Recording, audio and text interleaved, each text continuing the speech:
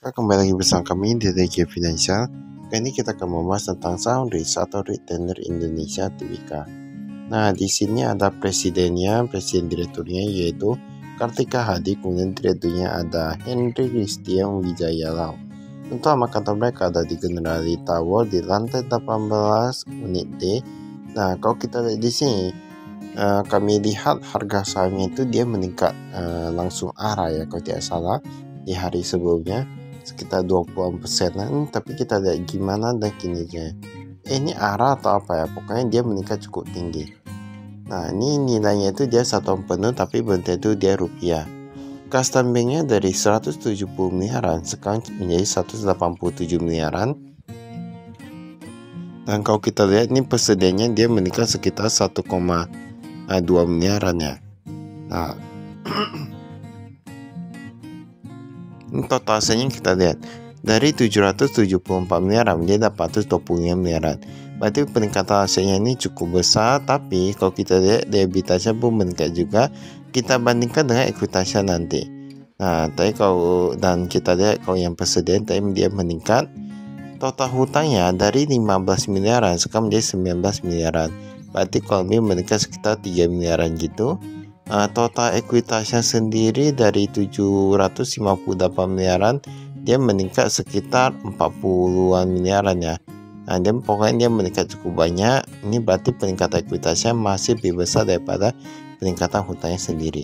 Untuk penjualan mereka pun meningkat sedikit. Ini laba kotornya. Tapi kalau kita lihat dari penjualannya dan laba kotornya ini gak sisi jauh ya dengan tahun lalu. Tahun lalu sekitar 57 miliaran, sekarang menurun menjadi 54 miliaran. Dan mengapa ujung-ujungnya ini laba usaha bisa meningkat? Ini dikarenakan ada pengurangan beban umum. Dan ada pendapatan yang lain. Nah, dari sini kita bisa lihat juga pendapatan keuangan juga meningkat. Sehingga ini penghasilan keuangan, kita lihat penghasilan keuangan dari 3 miliaran menjadi 6 miliaran. Laba periode berjalan mereka meningkat sekitar 8 miliaran dari 39 miliaran menjadi 47 miliaran.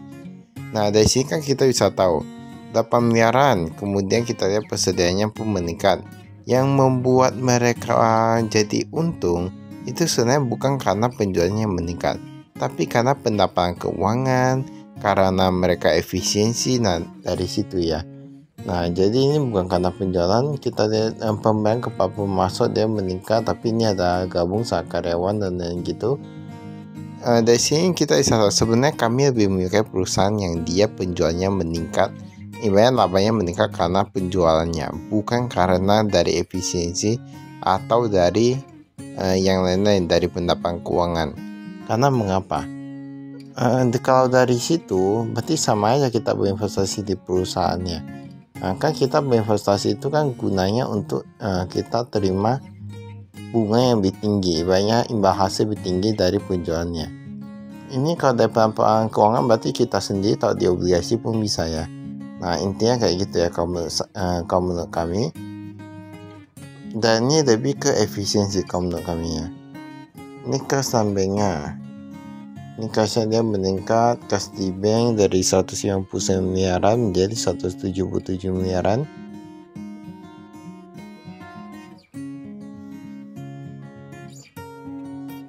Lalu ada US dollar, ini total kas di bank dari 170 miliaran sekarang menjadi 187 miliaran. Nah, ini berarti mereka pegang cash dalam jumlah yang jumbo ya. Ini bagus juga, atau mereka mau ekspansi atau gimana. Ini piutang usaha dalam bentuk tabel, ini kita scan, kita lihat saja yang kayak gini. Nah, piutang usahanya ternyata ada cadangan kerugian penurunan nilai sekitar 13 miliaran. Itu susahnya. Ibaratnya mereka jual tapi ternyata udah jadi dianggap laba tapi ternyata gak jadi. Nah, sekitar 13 miliaran. Ini ada yang lebih dari 2 bulan. Ini cash flow-nya ini kayaknya tergolong cukup masa sedikit macet juga ya. Tergolong sedikit macet tapi sudah agak mending dibandingkan dengan tahun lalu. Ini labanya kalau kita lihat kemarin kan baru berapa miliaran ya, gak sampai 2 digit, tapi ini kemudian laba cadangan nilainya bahkan 2 digit ya. Itu sudah tahu sendiri. Ini persediaan bahan bakar suku cadang. Nah, jadi dia yang meningkat itu dia di suku cadang. Biasa kalau mereka kalau yang di bidang kayak gini ya, penyewaan kapal dan lain gitu, biasa mereka meningkat itu kalau di suku cadang. Berarti mereka banyak proyek itu. Banyak kayak banyak docking, perbaikan kapal gitu-gitu. Makanya suku cadangnya itu ada yang sisa ataupun yang ataupun ada yang baru untuk spare gitu ya. Kita lihat. Nah, ini aset tetap beban kapal.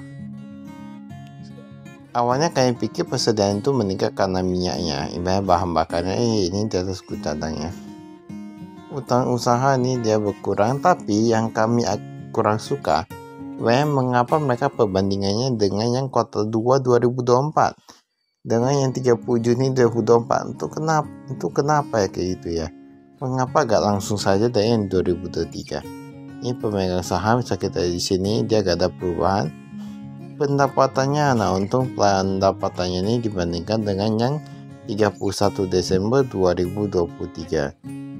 Nah, kemarin gak ada diskon penjualan, sekarang jadi ada diskon penjualan 845 jutaan. Jadi dia labanya agak berkurang sedikit. Dia 107. Ini pendapatannya maksudnya 176 miliaran. Ini pendapatannya. Beban pokok pendapatan kalau kita lihat di sini, ini dia meningkat ya. Dia meningkat karena apa? Bahan bakar, perbaikan. Nah, ini dia. Perbaikan perawatan kapal dan sewa peralatan dari 5 miliaran sekarang menjadi 13 miliaran. Nah, sudah bisa kita lihat ya. Berarti dia memang lagi ada perbaikan gitu ya. Karena dia meningkat cukup drastis dari 5 miliaran menjadi 13 miliaran. Tapi baguslah kapalnya itu diperbaiki dan lain-lain, jadi meningkatkan kualitas pelayanan. Beban umur dan administrasi kita lihat. Nah, ini dia berkurang, dia kayak efisiensi. Masa gaji karyawan biasanya terus meningkat, ini malah menurun ya. Pendapatan atau beban lain-lain. Setahu kami tadi kayak plus ya kombinasinya.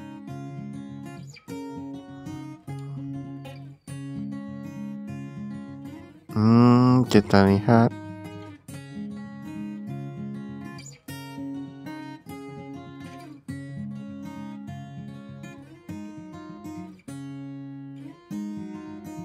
Bahkan bukan.